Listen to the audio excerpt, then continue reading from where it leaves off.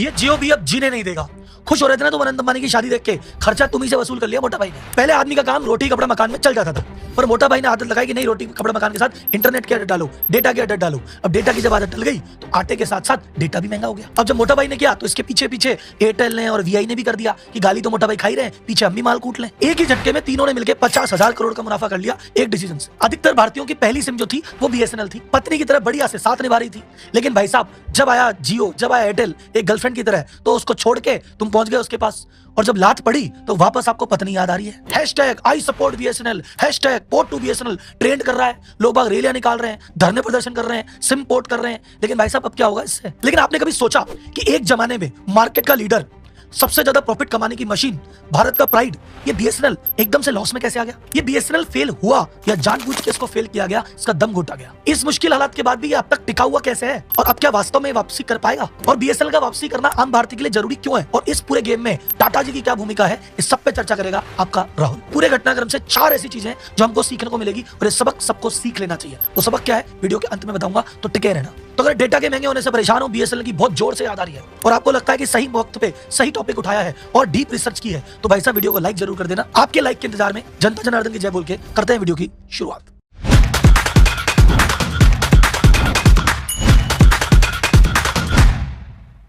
सबसे पहले शुरू करते हैं बीएसएनएल की शुरुआत कैसे हुई। बीएसएनएल की फुल फॉर्म है भारत संचार निगम लिमिटेड। कुछ लोग मजाक में कहते हैं भाई साहब नहीं लगेगा, वो उसकी नहीं है, वो मीम है। इसकी शुरुआत हुई थी अक्टूबर 2000 में। पर्पस सिंपल सा था, देश के कोने कोने तक कनेक्टिविटी पहुंचा दो, आम आदमी आपस में कम्युनिकेशन कर पाए, और भाई साहब ये जो सुविधा है ये सस्ती हो। इस उद्देश्य के साथ बीएसएनएल बाजार में आया, क्योंकि उस समय प्राइवेट कंपनियां पहले ही कम थी, और जो थी वो कहती थी कि भैया हमारा फायदा तो शहर में है, क्योंकि शहर में काम भी आसान है और पैसा भी मोटा है, और गांव जाएंगे तो गांव में यार इतनी दूर कौन जाए, इतनी मेहनत कौन करे, और गांव वाले तो यार ज्यादा पैसा भी नहीं देते। प्राइवेट कंपनियां को तो चाहिए प्रॉफिट, तो वो तो दूर गई नहीं। लेकिन बीएसएनएल तो सरकारी कंपनी है, उनको तो जनता की सोचनी थी, तो जिसका कोई नहीं उसका बीएसएनएल था। तो बीएसएनएल गई दूर दराज गाँव में, पहाड़ों में, रिमोट एरिया में, और वहां पे अपना संपर्क स्थापित किया। अब यूं तो बीएसएनएल को प्रॉफिट से लेना देना नहीं था, और बाकी की तुलना में सबसे कम रेट पे भी दे रही थी, लेकिन उसके बाद भी पहले साल ही जबरदस्त प्रॉफिट किया, और 2001 से लेकर 2008 तक 8 सालों में एक भी बार लॉस में नहीं गई, बल्कि टोटल 8 सालों में 46,668 करोड़ रुपए का प्रॉफिट कमाया। ये दूध देने वाली गाय थी भारत सरकार के लिए। एक समय ऐसा था सन 2004-05 में 10,000 करोड़ का प्रॉफिट सिंगल ईयर में कमाया था। ये बात उस जमाने की है जब बीएसएनएल डोमिनेट किया करता था, 70% मार्केट शेयर था, और ये एयरसेल, डोकोमो, आइडिया पाइडिया चड्डी में घुमा करते थे। तो भाई साहब जब कोई चीज गवर्नमेंट का खजाना भरने लग जाती है और पैसा देने लग जाती है, तब आता है लालच, और फिर चालू हुआ बीएसएनएल का डाउनफॉल। इसके 4 कारण थे, एक एक करके समझते हैं। पहला कारण 2007 के आसपास सुगबुगाहट हुई कि भैया जो उस समय के टेलीकॉम मिनिस्टर है दयानिधि मारन, उनसे सीबीआई पूछताछ कर रही है। पता नहीं अब क्या बात होगी। फिर बाद में मीडिया में खबर निकल के आई कि इन्होंने अपने घर पे बीएसएनएल के बड़े बड़े अधिकारियों की मदद से 323 हाई कनेक्शन की लाइनें हैं अपने घर पे डलवा रखी थी। बोले sir 323 high speed internet connection अपने घर पे क्या कर रहे थे? सर उस बीएसएनएल की लाइन से इनका जो प्राइवेट नेटवर्क था, सन नेटवर्क, इनका खुद का मीडिया चैनल था, उसको सप्लाई दे रहे थे साहब। अब बताओ, सरकारी पैसों से, बीएसएनएल के पैसों से प्राइवेट मीडिया चल रहा है। तो अब जब ये गड़बड़ी पकड़ में आई तो दयानिधि मारन ने क्या रिजाइन, उस समय थी गठबंधन की सरकार, तो ये इन्होंने रिजाइन किया, तो इन्हीं की पार्टी के दूसरे व्यक्ति आए, ए राजा, वो बने टेलीकॉम मिनिस्टर। उस समय बीएसएनएल प्लान कर रहा था वाइवेक्स टेक्नोलॉजी लाने का, कि भैया हम स्पेक्ट्रम बांटेंगे और वो पूरे देश में जगह जगह जाएगा, और वायरलेस डेटा ट्रांसफर होगा और मस्त इंटरनेट मिलेगा। पर उसका जो एक्शन हुआ 2G स्पेक्ट्रम का, उसमें हो गया 2G घोटाला, जो अखबार में आ रहा था ना, 1,76,000 करोड़ का घोटाला। बस उस घोटाले के बाद से बीएसएनएल के उल्टे दिन चालू हो गए, और ऐसा लॉस लगा कि वो लॉस हर साल बढ़ता ही रहा, और आज तक प्रॉफिट की शक्ल बीएसएनएल ने नहीं देखी है। हालांकि बाद में सुप्रीम कोर्ट ने भाई साहब ए राजा को बरी कर दिया, तो भाई साहब इसको भी घोटाला कह सकते नहीं कह सकते, ये आप मुझे कमेंट बॉक्स में बताओ। अब देखो बीएसएनएल में गड़बड़ियां निकल गई तो बड़ी, एक टेलीकॉम मिनिस्टर भाई साहब घर पे लाइनें ले रहा है, दूसरा टेलीकॉम मिनिस्टर घोटाले कर रहा है, तो अब की बार बीएसएनएल पे आ गई सबकी नजरें। सीबीआई वैसे इन्वॉल्व हो गए कि यार बीएसएनएल में बहुत बड़ी गड़बड़ी चल रही है, ये तो दूध देने वाली गाय है, इस पे चेक करो। तो बड़े बड़े टेंडर छोड़ो, छोटे छोटे जो टेंडर थे ना, उस पे भी निगरानी, और ऐसा नहीं कि फालतू की जांच थी, जांच करी तो छोटे छोटे टेंडर में भी गड़बड़ियां निकली। पता चला कि भाई साहब ऐसी कंपनियां टेंडर भर रही है जिनके कोई एड्रेस ही नहीं है, नाम पता ही नहीं है, शेल कंपनीज है। नोकिया जैसी कंपनी रिजेक्ट हो रही है और शेल कंपनी सिलेक्ट हो रही है। अब इधर यहाँ पे गड़बड़ी चल रही है, और उधर की तरफ एयरटेल अपना एक्सपेंशन करे जा रहा है, वोडाफोन अपना एक्सपेंशन कर रहा है, आइडिया अपना एक्सपेंशन कर रहा है। इनको कोई रोकने वाला ही नहीं, प्राइवेट प्लेयर चल रहे हैं, और इधर इसके हाथ पांव बांध दिए गए, क्योंकि कुछ नया ऑर्डर लेने जाए, बोले इसकी जांच होगी, इसमें गड़बड़ी, ये रद्द। ऐसा ही एक और किस्सा हुआ उस समय प्लान हुआ कि 9,30,000 जीएसएम की लाइनें बिछाई जाएगी, और ये इतना बड़ा प्रोजेक्ट था। उस समय इसकी वैल्यू थी $10 बिलियन, यानी आज के भाव में देखा जाए तो 80,000 करोड़ का प्रोजेक्ट। अगर ये प्रोजेक्ट हो जाता तो विश्व के सबसे बड़े प्रोजेक्ट में से एक प्रोजेक्ट होता है। फिर उसमें भी गड़बड़ी, सरकार ने कहा ये बीएसएनएल के नाम पे कुछ भी टेंडर निकलता है उसमें फिर गड़बड़ी, फिर जांच, और दो मंत्री तो हट गए। क्या करें? बोले यार प्रोजेक्ट ही बंद करो, कुछ नहीं कर रहे नया। तो उसमें भाई साहब नया इक्विपमेंट खरीदना ही नहीं, नए टावर लगाने ही नहीं, जो पड़ा है उसको चलने दो। तो इस तरह से उसके हाथ पांव बांध के बीएसएनएल को पटक दिया साइड में, और इधर प्राइवेट प्लेयर मनमाने तरीके से आगे बढ़ते रहे। ये था सबसे प्रमुख कारण जिसकी वजह से बीएसएनएल की ग्रोथ एकदम से रुक गई। सेकंड सबसे बड़ी गलती, रूड स्टाफ और इनका अग्रेसिव बिहेवियर। सरकारी कंपनी थी तो बीएसएनएल के कर्मचारियों में घमंड, अरे साहब मार्केट लीडर है, हम करेंगे तो है, हमारे आगे कौन। सपोज मुझे ब्रॉडबैंड का कनेक्शन लेना है, एक प्राइवेट कंपनी को एयरटेल को फोन लगाऊंगा ना, एयरटेल वाला अगले दिन आएगा, कनेक्शन लगाएगा, एक आईडी लेके चला जाएगा।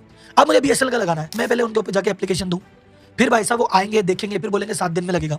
फिर भाई साहब अगर काम ना करे तो मैं जाके कंप्लेन की एप्लीकेशन दूं, और मैं बाल पकड़ लूंगी तो चल ही नहीं रहा तो फिर हटाने के लिए एप्लीकेशन दूं। एक मैं रिसर्च के दौरान खान सर का वीडियो देख रहा था, तो खान सर ने कहा कि उस समय मैंने भी एक बार बीएसएनएल लिया था, जिस व्यक्ति ने बीएसएनएल का ब्रॉडबैंड लगाया है उसने अपने दिल से बद्दुआएं दी है, ऐसी सर्विस थी। ये खान साहब के शब्द है, और इस बात से मैं भी सिमिलर हूं। मुझे भी याद है मेरे पहले ऑफिस में मुझे बीएसएनएल का कनेक्शन लिया था, तो मैं ऑफिस से ज्यादा बीएसएनएल के ऑफिस बैठता था कि हे भगवान चला दो इसको। तो भाई साहब जनता त्रस्त थी, ऑप्शन ढूंढ रही थी, जैसे ही ऑप्शन मिला जनता कूद पड़ी। तीसरा सबसे बड़ा कारण जो सबको दिख रहा है, जियो की एंट्री। जियो ने आके कहा भैया सस्ता इंटरनेट नहीं, जियो ने आके कहा फ्री का इंटरनेट ले लो, और सुनो 3G नहीं 4G ले लो। और जनता को जब एक बार 3G की जगह 4G का चस्का लग गया, तो इधर तो भाई साहब बीएसएनएल आधा अभी 2G पे पड़ा है, थोड़ा बहुत 3G पे है, और इधर बात हुई है 4G की, तो कौन जाएगा 2G 3G में जब 4G अवेलेबल है। बीएसएनएल तो छोड़ो साहब, उस समय तो टाटा डोकोमो भी गया, एयरसेल भी गया, वोडाफोन का शेयर टूटा, आइडिया का शेयर टूटा, ये तो दोनों हाथ मिलाया तब जाके जिंदा है। इतनी आंधी आई थी जियो की, तो बहुत सारी ऐसी कंपनियां जो और खत्म हो गई, मुझे अभी नाम याद नहीं आ रहा कौन कौन सा है, मुझे चैट बॉक्स में बताओ। चौथा जो मुख्य कारण था वो भी बीएसएनएल का इंटरनल कारण था, इनकी इनएफिशिएंसी। इनएफिशिएंसी मतलब एक होता है टेक आरपू, आरपू मतलब एवरेज रेवेन्यू पर यूजर, एक यूजर से कितना कमाते हो, ठीक। तो आरपू निकलता है कि भाई शहर में अगर आप काम करोगे तो आपको शहर का आदमी ज्यादा पैसे देगा, तो आपका आरपू ज्यादा होगा। अब बीएसएनएल मोस्टली काम करती थी गांव में, दूर दराज में, पहाड़ों में, और सरकारी कंपनी है तो सस्ता रखना जरूरी, तो एक तो इसका आरपू कम था, प्लस इसके खर्चे ज्यादा थे। बीएसएनएल में एक टाइम पे थे 1,70,000 एम्प्लॉय, और सबकी मोटी मोटी सैलरी, तो इधर इनकम तो आ रही नहीं और इतने मोटे खर्चे और दो, तो भाई साहब बीएसएनएल की कमर टूटनी तय थी। तो बीएसएनएल क्यों टूटा ये आपको समझ में आ गया, लेकिन बीएसएनएल टूटना नहीं चाहिए ये जरूरी है। तो बीएसएनएल की जरूरत हमको है क्यों, टूट गया तो टूट गया, घनी कंपनी बंद होती है एक और सही नहीं साहब, बीएसएनएल बंद नहीं होना चाहिए। इस बात को भाई साहब आप पकड़ के बैठ जाओ, क्यों अभी बताता हूं। सबसे पहला कारण तो भैया आपने अभी आंखों के सामने देख लिया, टू कंट्रोल द कंपटीशन। अभी भाई साहब बीएसएनएल खत्म हो गया, प्राइवेट प्लेयर वैसे चले गए, ले देके 3 कंपनियां बाकी रही है, जियो उसके बाद 40% शेयर है, फिर आगे एयरटेल उसके बाद 33% शेयर है, उसके बाद अगर वीआई 10-15% पे वो बैठी है। ये 3 कंपनियां मिलकर 90% बाजार लेके बैठी है। ये तीनों मिलकर कमरे में जो डिसाइड कर लें वही रेट है। तो इनकी रेट को कंट्रोल करने के लिए इनके मन में डर नहीं है, हम चाहेंगे जो रेट कर लेंगे। जनता के पास ऑप्शन कहाँ है, कहाँ जाएगी जनता, अगर बीएसएनएल का नेटवर्क में मौजूद हो, बीएसएनएल भी बोले हम भी देंगे 4G, हम भी देंगे 5G, और हम भी खड़े हैं, तो जनता जैसे ही तुम 10 रुपए बढ़ाओगे ना, जनता फटाक से बीएसएनएल में आएगी, और फिर ये डर के मारे अपने आप अपनी रेटें कंट्रोल में रखेंगे। अभी इनको डर नहीं है, तो इनको डराने के लिए एक बंदे का खड़ा होना जरूरी है, इसलिए बीएसएनएल का जिंदा होना जरूरी है। अब एक सवाल कि राहुल जी अगर बीएसएनएल की इतनी लंका लगी हुई है, रेवेन्यू आ नहीं रहा, खर्चे ज्यादा है, भाई साहब टेक्नोलॉजी पुरानी है, सर्विस खराब है, फिर अभी भी बीएसएनएल जिंदा कैसे है। जब डोकोमो खत्म हो गया, एयरसेल खत्म हो गया, तो बीएसएनएल को भी खत्म हो जाना चाहिए। इसके 2 कारण है खत्म क्यों नहीं हुआ। पहला कारण भाई साहब दुआओं ने बचा लिया, क्योंकि बीएसएनएल ने ऐसी ऐसे गांव में, ऐसे ऐसे ढाणियों में, ऐसे ऐसे पहाड़ों में कनेक्शन लगा रखा है कि जहां पे ना अभी तक जियो एयरटेल गए हैं, ना ये जाने की सोच रहे हैं अगले 5 साल में, बोले इतनी दूर हम ना जाए, और वहां बीएसएनएल पहुंच गया था उनकी सुविधा देने के लिए। तो भाई साहब वहां कोई है ही नहीं, तो बीएसएनएल की वो सिम तो कभी बंद नहीं होगी, तो इसलिए एक तो खड़ा रहा। दूसरा कारण है बीएसएनएल है सरकारी कंपनी, इसको मिलती है सरकार की बैसाखी, तो मोदी सरकार फंड पे फंड रिलीज करे जा रही है। सरकारी एम्प्लॉय बीएसएनएल के तनख्वाह तो सरकार देगी, रेंट सरकार चुकाएगी, और इन लोगों को इनके टावर के खर्चे निभाएगी, तो सरकार की बैसाखी से इनका काम चल रहा है, और थोड़ा बहुत चल रहा है दुआओं से। अब सबसे बड़ा सवाल जिसका शायद आप इंतजार कर रहे हैं कि राहुल जी ये बात बताओ, ये बीएसएनएल बाउंस बैक करेगा कि नहीं करेगा, ये वापस आएगा कि नहीं आएगा। तो सर जी इसका जवाब है आपकी उम्मीदों को बल देते हुए, हाँ ये वापस आ सकता है, और 4 कारण है जिसकी वजह से मुझे लगता है आ जाएगा। पहला कारण है भाई साहब करंट गवर्नमेंट। मोदी जी पिछले 5-6 सालों में 3 लाख करोड़ से ज्यादा का फंड बीएसएनएल के रिवाइवल के लिए रिलीज कर चुके हैं। ये सरकार को पता है कि भाई साहब चाहे डुबाया किसी ने भी हो, अगर हमारी निगरानी में बीएसएनएल बंद हो गया तो ये जनता माफ नहीं करेगी। तो भाई साहब कुछ भी हो कैसे भी हो, बीएसएनएल को जिंदा रखना जरूरी है, तो सरकार का साथ तो है। दूसरा जो मुझे सबसे बड़ा भरोसा है वो इस सरकार से, और मोदी जी भी बड़ा भरोसा है, वो है टाटा का भरोसा। जहां मोटा भाई ने और एयरटेल ने 5G लॉन्च कर दिया है, 5G की टेस्टिंग लग रही है, वो कह रहे हैं 3-6 महीने में 5G कर देंगे सब जगह, उधर भाई साहब बीएसएनएल अभी कह रहा है हम तो 4G की तैयारी कर रहे हैं। तो 2024 का टारगेट है कि हम तो 4G लगाएंगे, और 2025 में इसको 5G कर देंगे। अब अगर कोई भी बीएसएनएल का व्यक्ति मुझे कहे कि हम तो 2024 में तो 4G करेंगे और 25 में 5G करेंगे, मैं इनकी बात मानो ही ना। लेकिन भाई साहब इस काम का जो ठेका दिया गया है वो दिया गया है रतन टाटा जी की कंपनी टीसीएस को। 15,000 करोड़ का कॉन्ट्रैक्ट टीसीएस को दिया गया है। और जब टीसीएस ये कहती है कि हम जिम्मेदारी लेते हैं, 2024 तक लगा देंगे सब जगह और हार्डवेयर वही रहेगा, सॉफ्टवेयर में जरा सा अपडेट करोगे 4G ही 5G हो जाएगा, तो मुझे टाटा का भरोसा है कि भाई साहब टाटा कर देगी। तो अगर आपको भी लगता है कि यार टाटा का भरोसा है, तो एक हैशटैग चलाते हैं आप लोग, देखते हैं आप और मैं में कितना दम है। हैशटैग टाटा का बीएसएनएल। तो देखते हैं साहब टाटा को और बीएसएनएल को अपना कितना समर्थन है, क्योंकि आवाज तो उठानी पड़ेगी। अगर आपने आज आवाज नहीं उठाई तो फिर ये जियो का जो डेटा है कल रेट डबल भी हो जाएगी, कर क्या लेंगे। तीसरा कारण है एफिशिएंसी। एफिशिएंसी मतलब गवर्नमेंट को समझ में आ गया 1,70,000 जो आदमी है इसका बोझा हम नहीं उठा पाएंगे, तो उन्होंने वीआरएस की स्कीम निकाली है। तो बहुत सारे ऐसे व्यक्ति जो उस समय के थे, जो आपको रूड बिहेवियर लग रहा है, बहुत सारे ऐसे लोग उस समय के रिटायर हो गए। बहुत सारे ऐसे लोग हैं जिनको पकड़ पकड़ के सरकार ने वीआरएस दे दिया। अभी जो नई भर्ती हुई है वो भाई साहब इस गलती से सीख चुके हैं कि भाई साहब क्योंकि लॉस में गई, इतने लोगों को वीआरएस लेना पड़ा, तो अब शायद इनको अक्ल ठिकाने आ गई है और अब वो रूड बिहेवियर नहीं देखने को मिलेगा और शायद अब एफिशिएंसी से काम करने लगे। ये मुझे थोड़ी सी उम्मीद है। चौथा जो सबसे इंपॉर्टेंट कारण लग रहा है, जिस चक्कर में वीडियो बना रहा हूं, भाई साहब पब्लिक सपोर्ट में उतर गई है। पब्लिक पहले बीएसएनएल को इग्नोर करके बैठी थी और भाई साहब फ्री के लालच में जियो के पास घुस गई थी, एयरटेल के पास घुस गई थी। अब इनको जब लात पड़ी है तो इनको समझ में आ गया कि प्राइवेट प्लेयर किसी के सगे नहीं है, निहाल तो भैया बीएसएनएल ही करेगा। तो एक गुस्सा आ गया है जियो के प्रति, एयरटेल के प्रति। लोग बाग पोर्ट कर रहे हैं, लोग बाग दूर जा रहे हैं, एक मन में खटास सी है। और जैसे पहले बीएसएनएल का ऑप्शन ढूंढ रहे थे कि बीएसएनएल से दुखी है कोई और मिले तो जाए, अब इनका ऑप्शन ढूंढ रहे हैं। तो अगर भाई साहब अब बीएसएनएल मौके पे चौका लगा गया तो एक बार में पूरा मार्केट शेयर खींच ले जाएगा। जैसे भी बीएसएनएल ने एक प्लान लॉन्च किया है 1515 रुपए में साल भर का प्लान।